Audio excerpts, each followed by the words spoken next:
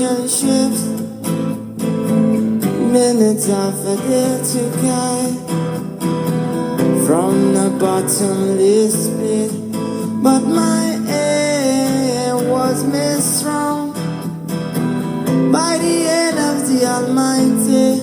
We forward in this generation triumphantly. Won't you help the same? These songs of freedom is all I ever had. Redemption song,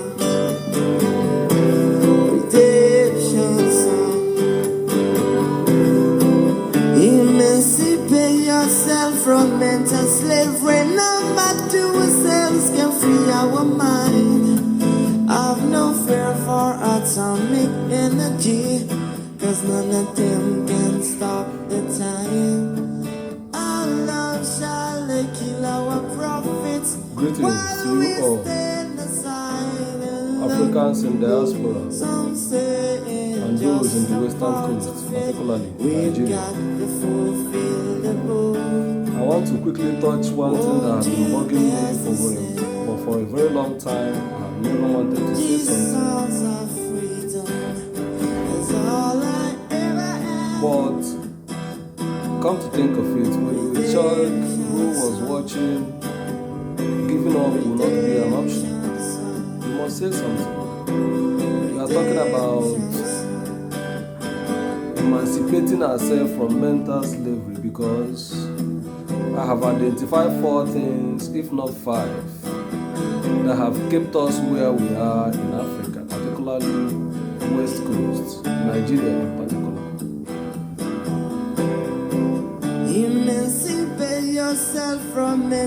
That has been how brainwashed we have been since the arrival of the colonial masters. We have been educationally, politically, confrontally,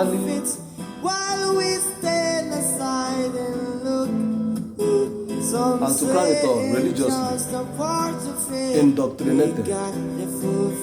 I have seen the stupidity of this indoctrination in the lives of our people. Let's continue this later. I've seen actually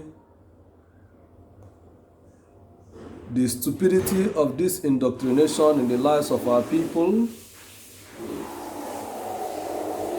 In our daily life, this is what we encounter. And it is so annoying that we are living in the 21st century where a group of Africans will be behaving as if we are still living in the 80s or 70s, thinking as though they are Mumu never do. My brethren, the mumu I have seen in the lives and the thinking of our people this time around, particularly this lockdown time, the time of COVID-19 conspiracy, has been alarming. And in my own view, the mumu, the stupidity of our people, they are in incubation period, 14 days incubation period.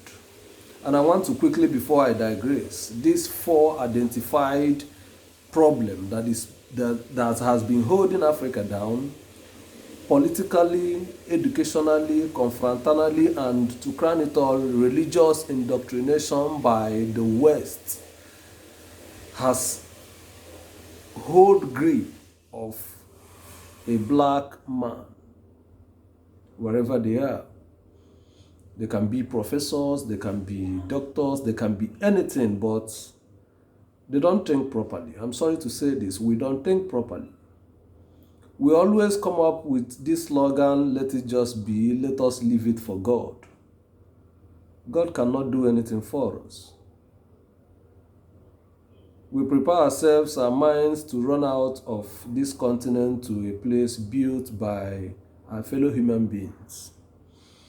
They thought of building their streets the way it is today, maybe 20, 50, 100 years ago, and they worked towards it. Angels did not come down to build their cities.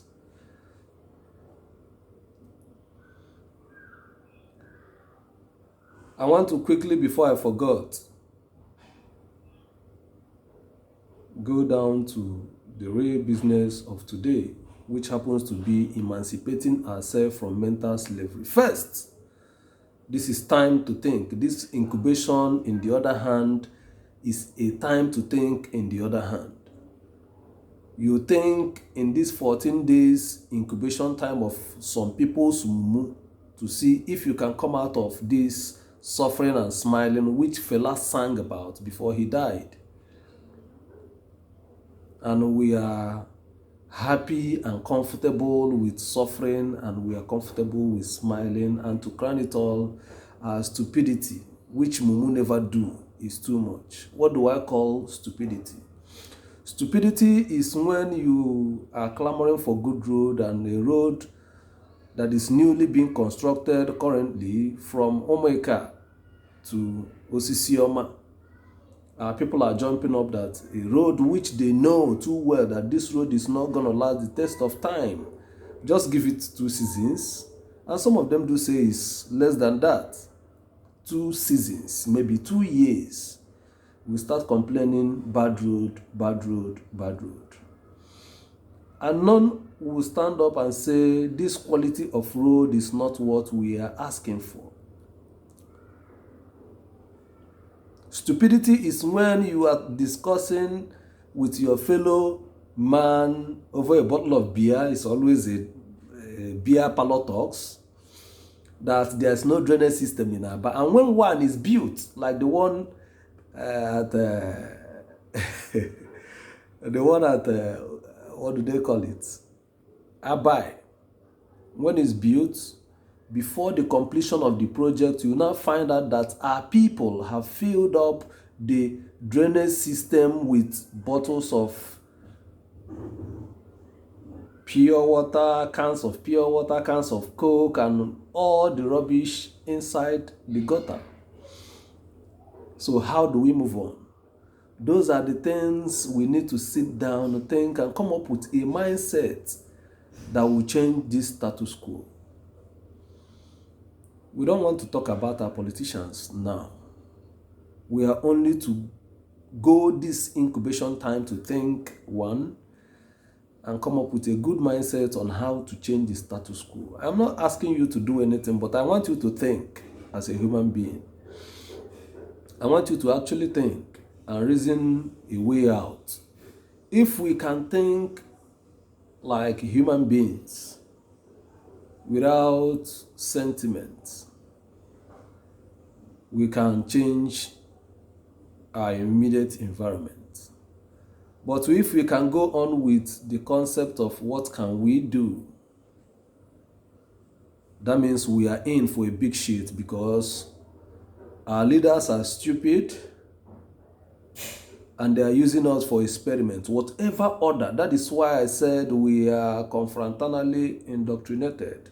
Some of them that are into, I wouldn't want to mention it, it's too early for now, take orders from their colonial masters. Example is, when Obasanjo denounced being a politician, he came from the West.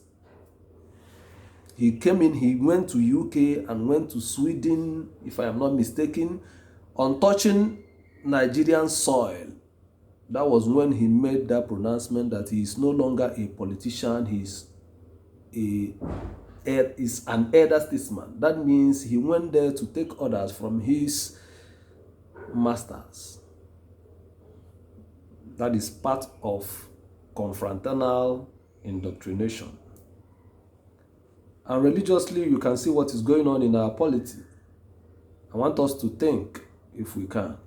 I want us to come up with mindset to change this status quo of what can we do. We can do something. I want to ask you this question. If Nigeria as a nation, or West Africa as a zone, or part of African continent is your own home, your own house. Are you trying to tell me that you are not going to manage it the way it is? Far from it. That is why we need to think. That is why we need to think outside the box so as to change this status quo. Because if we don't, believe you me, these puppets you see as leaders will sell you to the Chinese. They will sell. You have been sold already to the US, the UK. They don't do anything without involving them.